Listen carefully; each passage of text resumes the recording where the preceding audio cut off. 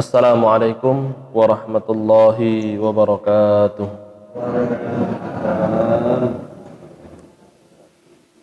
Alhamdulillahi rabbil alamin. Nahmaduhu wa nasta'inuhu wa nastaghfiruhu wa nastahdihi wa natubu ilaih. Wa na'udzu billahi min syururi anfusina wa min sayyiati a'malina. May yahdihillahu fala mudilla lahu wa may yudlil fala hadiya lahu. أشهد أن لا إله إلا الله وحده لا شريك له وأشهد أن محمدا عبده ورسوله لا نبي ولا رسول بعده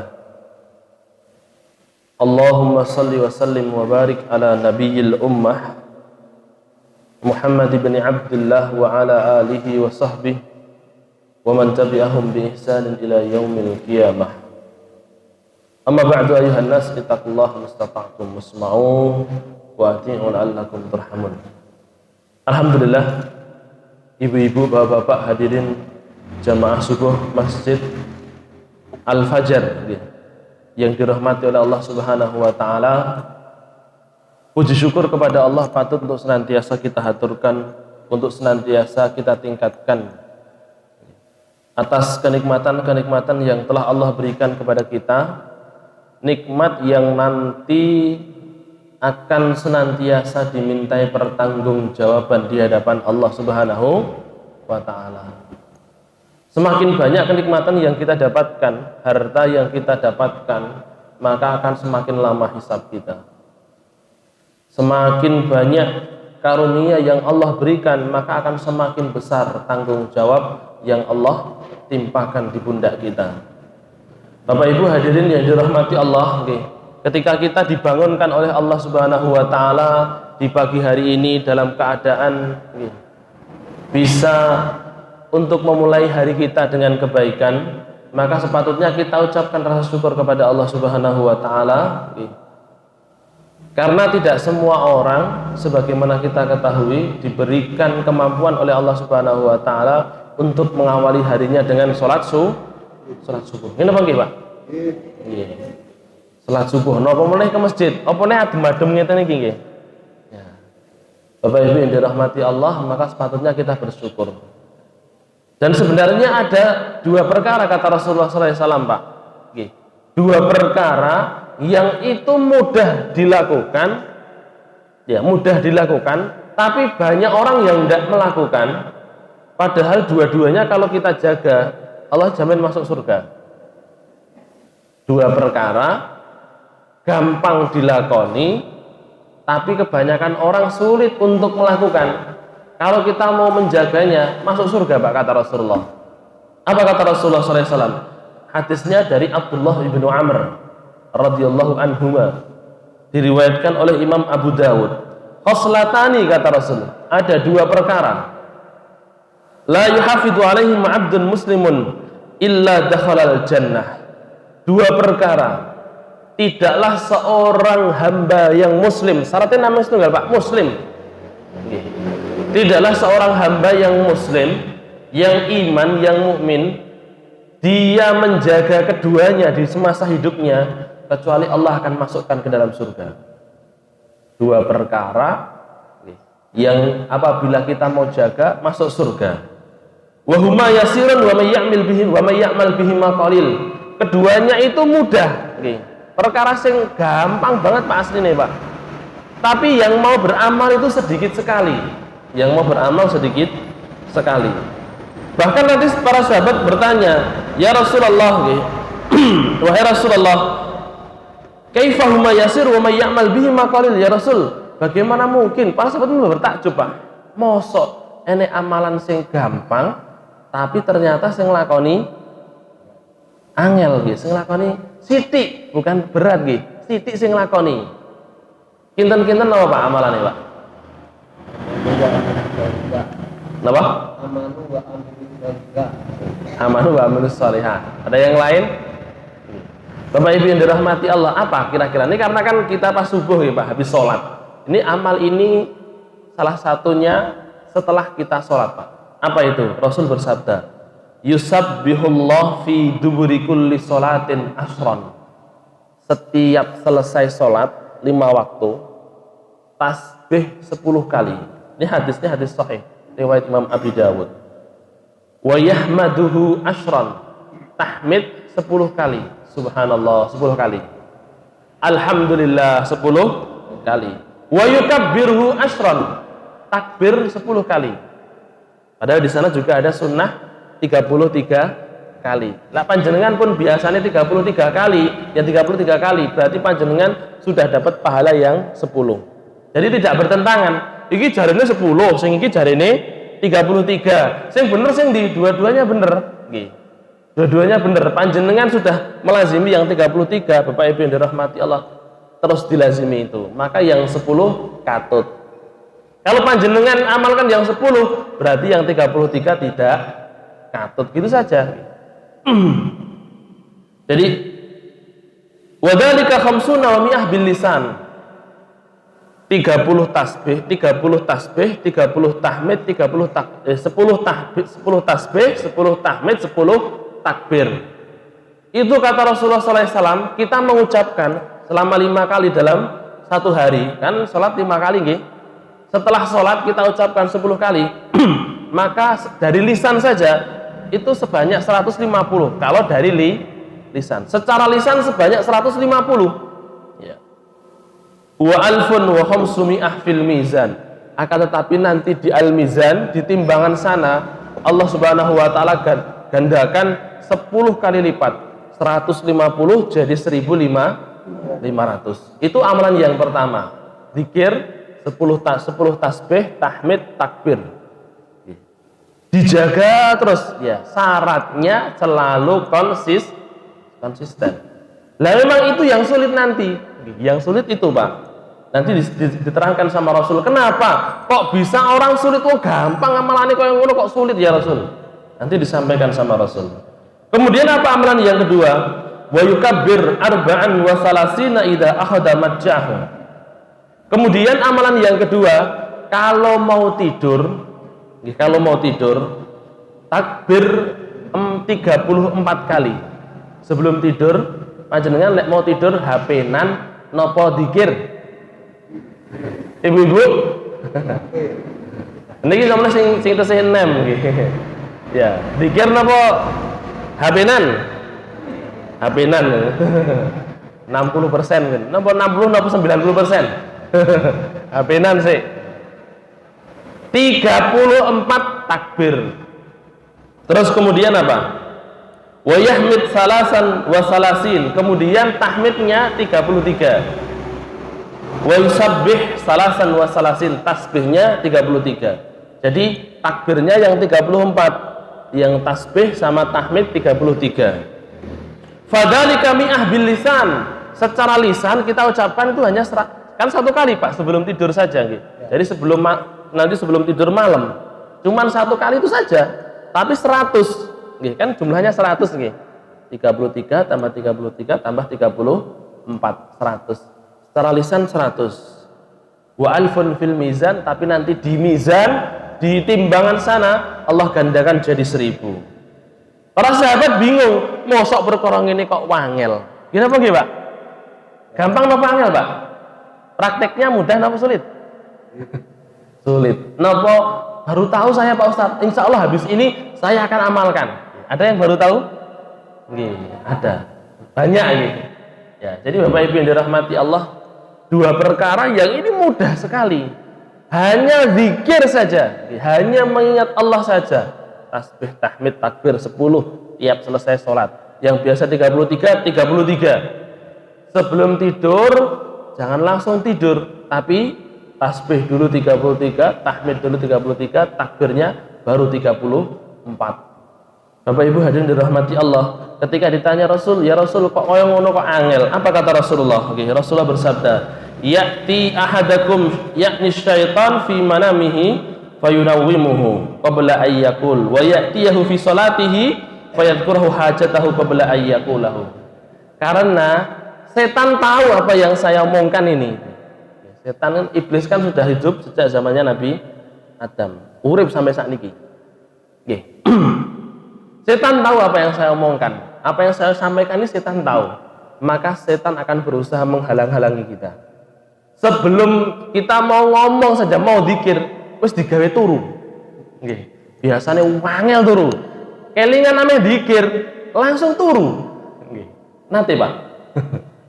Belum pernah lebih ngertos kok. Napa lebih ngertos kok.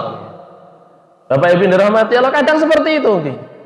Kita mau melakukan satu kebaikan, gak iso turu. Ape salat wis aku gak iso turu, wis tak salat ae. Salat lagi terus rakaat ngantuk ipol, nggih, Pak. Nggih. Salat ya Allah, ndek mang padahal gak iso turu lagi terus rakaat wis salam langsung turu.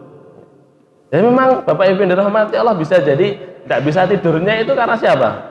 Karena setan, diganggu sama setan kita. Kata Rasulullah SAW, sebelum salah seorang di antara kalian mengucapkan dzikir ini, apa kata Rasulullah? Diganggu sama setan langsung ditidurkan. Begitu pula sebelum salah seorang di antara kalian mengucapkan dzikir ini setelah sholat, durung mau mengucapkan, tapi langsung kelingan. Wah, pekerjaanku durung rampung. Gaweanku durung rampung. Wah, aku mau ninggal no warung Sopo sing jaga? Nggih, Pak.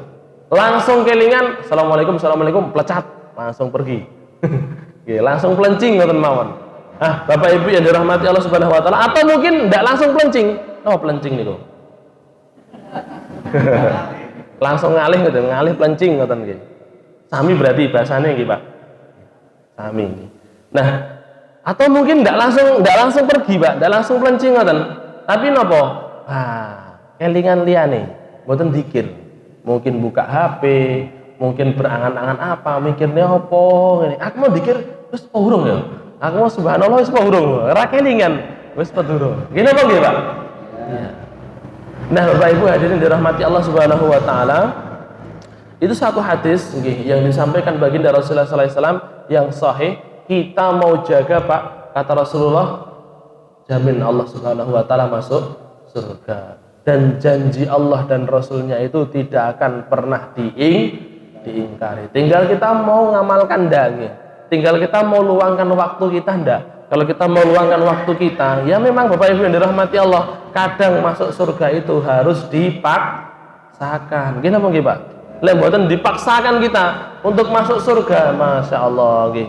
Ya tetap ada saja keinginan-keinginan. Gini apa nggih?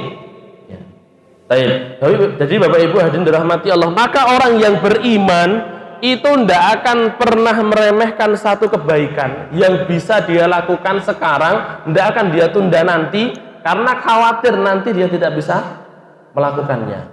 Rasulullah SAW bersabda dalam riwayat Imam At-Tabrani, hadisnya hadis yang hasan. Innalillahi nafahat, kata Rasulullah. Innalillahi fi ayyami dahrikum nafahat. Sesungguhnya Allah Subhanahu wa taala itu punya momen-momen karunia di waktu-waktu kalian. Kita punya waktu, Pak, di masa hidup kita itu ada waktu-waktu Allah Subhanahu wa taala turunkan karunia lebih daripada waktu-waktu yang lain. Kalau ada orang yang beramal di waktu itu, ngepasi waktu itu, maka Allah akan berikan pahala yang lebih daripada di waktu-waktu yang lain. Termasuk Bapak Ibu yang dirahmati Allah, kalau yang disabdakan Rasulullah SAW, di sana ada perintah beliau untuk memperbanyak sholawat di hari Jumat. Terus kemudian kita perbanyak amal di bulan Ramadan, perbanyak amal di bulan haram, perbanyak amal di bulan haram, terus kemudian juga di bulan Muharram dan lain sebagainya. Tapi di sana ada Bapak Ibu dirahmati Allah, di hari-hari kita, satu hari itu ada waktu-waktu di mana Allah Subhanahu wa taala memberikan karunia lebih kepada seseorang yang mau beramal, dan karunia itu tidak diberikan kepada orang lainnya di hari-hari yang lain atau di waktu-waktu yang lain. Kemudian Rasul mengatakan, maka berusaha mencarilah, berusahalah kalian untuk mencarinya. Waktu itu kapan saja tidak tahu, para ulama pun tidak tahu. Rasulullah SAW tidak sampaikan, cuma sampaikan beberapa saja. Maka apa kata Rasulullah? Cari di sana. Artinya apa? Para ulama mengatakan, kalau begitu, kalau Rasul perintahkan kita untuk cari, kapanpun kita bisa berbuat baik, jangan tunda. Jangan tunda. Kalau terbesit di hati kita untuk berbuat buruk, tahan apapun itu. Jadi ada kebalikannya, Pak. Kenapa? Fa'innahu, kata Rasulullah SAW, karena sesungguhnya ada orang yang bisa melakukannya di waktu itu, melakukan satu kebaikan di waktu itu, wala yushki abada. Setelah itu dia tidak akan pernah dicelakakan sama Allah, tidak akan dipelencengkan, dia tidak lagi tertarik pada kemaksiatan, dia tidak lagi tertarik pada kekufuran, kemunafikan dan lain sebagainya. Dikuatkan hatinya oleh Allah Subhanahu wa taala gara-gara beramal di waktu yang krusialkan sama Allah Subhanahu wa taala, di waktu yang di momentum yang memang ditentukan oleh Allah Subhanahu wa taala yang kita tidak tahu. Bapak Ibu yang dirahmati Allah, berbuat baik tidak nunggu kita jadi baik dulu. Ini apa nggih? Kalau kita Bapak Ibu dirahmati Allah, panjenengan pernah dengar cerita seorang pezina pulang habis zina, pulang dari pekerjaannya pezina, pelacur, ya dia pulangnya habis ngelacur. Pulang-pulang ternyata lihat anjing ngelak gitu Pak, diparingi air, dikasih minum. Ternyata gara-gara itu Allah Subhanahu wa taala berikan petunjuk kepada dia diberikan taubat oleh Allah Subhanahu wa taala, akhirnya masuk surga. Nggih kan? Masih ingat hadisnya dalam Riyadhus Shalihin? Ya, hadisnya hadis yang sahih. Bapak Ibu yang dirahmati Allah, kalau dari segi fikih sampeyan nih percuma berbuat baik, cik zina ngono wae. Percuma perbuatan baikmu tidak diterima sama Allah. Gini apa nggih, Pak? Dari segi fikih bukan begitu. Gini apa nggih? Saya ambil contoh lagi, misalkan orang kalau mau sedekah, lek sedekah kuwi yo hartane sing apik. Gini apa nggih? Hartane sing apik yang diterima. Lek sedekah kuwi yo niatane sing apik yang diterima. Gini apa nggih? Ya. Bapak Ibu hadirin yang dirahmati Allah Subhanahu wa taala, dari segi fikih. Tapi ternyata Bapak Ibu yang dirahmati Allah, bukan berarti kemudian orang dia yang tidak bagus, pelacur, terus peminum minuman keras, suka bermaksiat, dia tidak boleh melakukan kebaikan, bukan berarti begitu. Bukan berarti orang yang dia kufur kepada Allah tidak boleh melakukan kebaikan, bukan. Batasannya memang Bapak Ibu yang dirahmati Allah, Allah telah tentukan bahwasanya kalau misalkan kita tidak ikhlas, nanti tidak diterima sama Allah. Kalau misalkan kita tidak iman, nanti percuma dan lain sebagainya. Tapi bukan berarti seseorang yang belum baik tidak boleh melakukan kebaikan. Bapak Ibu hadirin dirahmati Allah, maka kalau kita punya saudara, kita punya keluarga, ternyata dia sulit diajak baik, diajak sholat angeliram, diajak ngaji angeliram. Bapak Ibu yang dirahmati Allah Subhanahu wa taala, ajak sing gampang-gampang sih. Menyantuni anak yatim, delok wong sakit, kei dikasih. Bapak Ibu yang dirahmati Allah, bisa jadi kita tidak pernah tahu, bisa jadi gara-gara dia nyantuni anak yatim dengan ikhlas gitu. Delok ya Allah, ternyata nek wong koyo ngene, dikasih santunan, Pak. Gara-gara itu Allah berikan petunjuk kepada dia akhirnya mau sholat. Kehendak Allah Subhanahu wa ta'ala. Pelacur kan gini, pelacur juga seperti itu. Gara-gara kasih minum anjing saja, ternyata diberikan petunjuk sama Allah Subhanahu wa ta'ala. Jadi Bapak Ibu hadirin dirahmati Allah, sekali lagi, apa kata Imam Ibnu Hajar al-Asqalani? Orang yang beriman itu tidak akan pernah meremehkan kebaikan sekecil apapun itu. Karena dia tidak tahu kebaikan mana yang masukkan dia ke dalam surga. Ada orang, kata Rasulullah SAW dalam Riyadhus Shalihin itu juga, yang kalau di Sahih Muslim sudah kita bahas, hadisnya ada orang gara-gara menyingkirkan batang di jalanan, dia dimasukkan ke surga oleh Allah Subhanahu wa taala. Ketika ditanyai, kenapa kau singkirkan batang di jalanan itu? Karena ini mengganggu saudara saya, dan saya tidak mau saudara saya terganggu dengan ranting ini. Loh, gara-gara itu Pak. Maka Bapak Ibu hadirin dirahmati Allah, jangan remehkan orang-orang di sekitar kita yang mungkin hanya penyapu jalanan, mungkin hanya menyapu masjid, mungkin hanya dan lain sebagainya. Bisa jadi Bapak Ibu dirahmati Allah, dia sapu jalanan, tinggi makamnya di hadapan Allah Subhanahu wa taala daripada kita. Karena dia menyingkirkan gangguan dari jalan. Dia mungkin hanya menyapu di masjid, dia mungkin membersihkan di masjid. Bapak Ibu yang dirahmati Allah, ternyata nanti di hadapan Allah tinggi makamnya di hadapan Allah Subhanahu wa taala daripada kita. Sebaliknya, apa kata Ibnu Hajar al-Asqalani? Beliau melanjutkan, orang yang baik, seorang muslim yang baik tidak akan pernah meremehkan keburukan sekecil apapun, karena tidak tahu keburukan mana yang menggelincirkan dia ke dalam neraka. Bapak Ibu hadirin yang dirahmati Allah Subhanahu wa taala, nggih. Panjenengan masih ingat namanya Tha'labah? Tha'labah seorang sahabat yang tidak punya baju kecuali 3 potong, dia dan istri 3 potong. Jadi baju itu kalau orang dulu ada izar, ada izar, satunya ada rida. Izar itu Pak, baju lembaran gitu digunakan untuk menutup bawah, yang bagian bawah sini. Kalau izar itu menutup dada. Oke. Jadi dereng tidak semua sahabat punya baju kayak panjenengan ngeten iki. Wis api-api mending enek berdirisan. Nggih, Bu.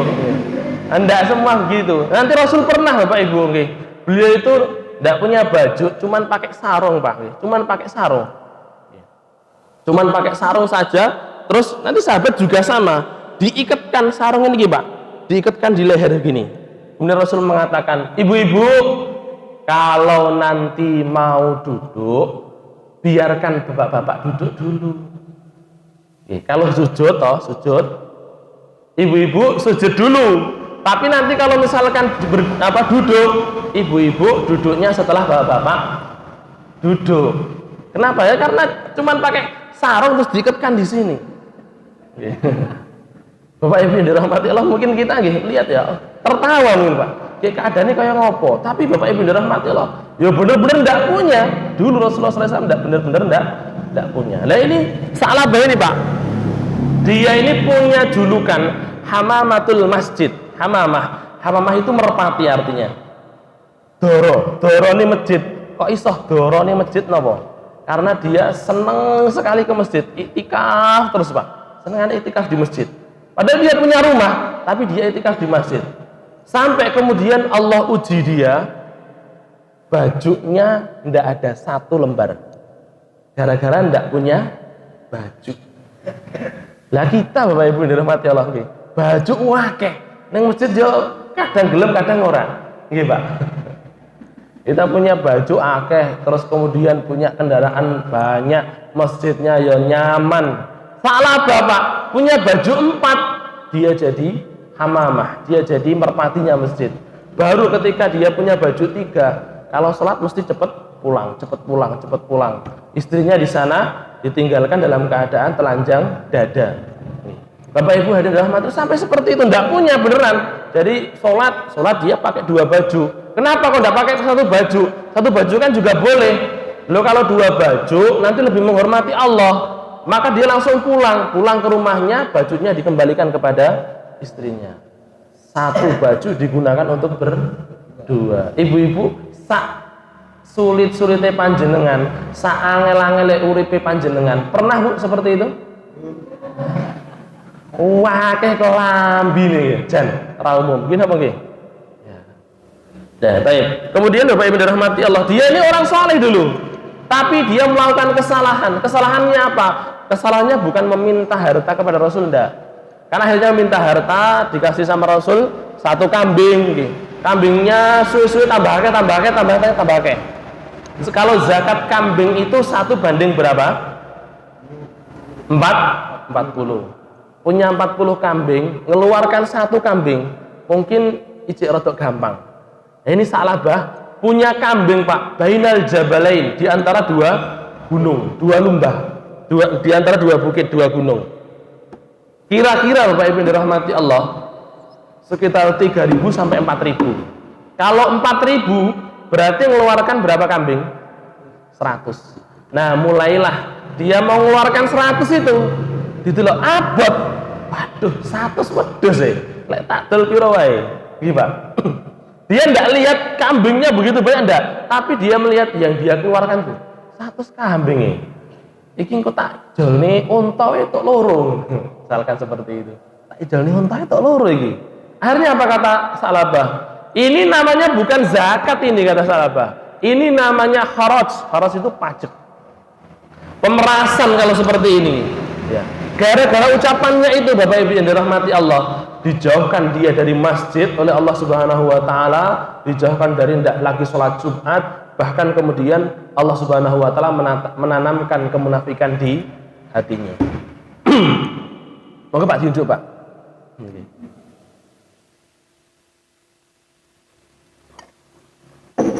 Jadi sekali lagi Bapak Ibu hadirin dirahmati Allah, jangan pernah remehkan kebaikan sekecil apapun itu, karena bisa jadi kebaikan itu yang kita remehkan, yang mungkin hanya mungkin memberikan kepada orang tidak mampu, mungkin hanya sekedar panjenengan lihat, misalkan lihat simbah-simbah jualannya mungkin nopo panjenengan tidak butuh kerupuk, aku sudah kerupuk ning omah, tapi panjenengan lihat mesane ram ismene umur semene cek dodolan gini pinggir dalan dan lain sebagainya, panjenengan dekati, beli 2 Bu, beli 2, terus boten dinyang-nyang barang.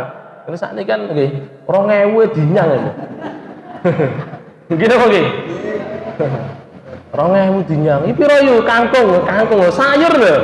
Nggih, sayur 2.000, 1.500 lho.